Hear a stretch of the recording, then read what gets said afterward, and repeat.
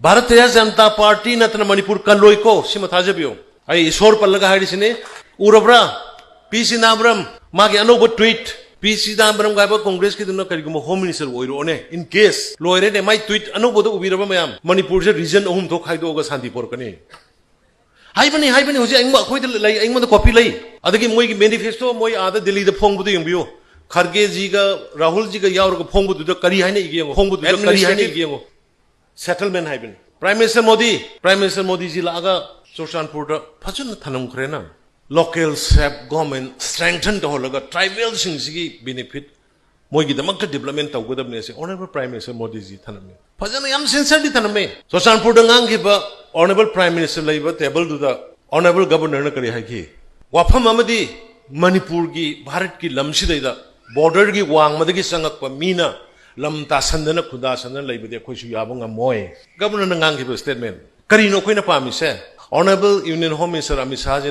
मणिपुर की लम मचेत अमा टेरिटोरी इंटरगिटी मचेत अमा कंप्रोमाइज तौरे से हप्ता कांगजैबुंगदा अदुगी मथंगदा वाथोक लांथोक लापा कांदा अखोइगी नॉर्थ ईस्ट की इंसर समित पत्र जीना प्रेस कॉन्फ्रेंस तौर कांदा मणिपुर की लम इंची में कह लोइसे एश्योरेंस पीग्रे अखोइना पामिसी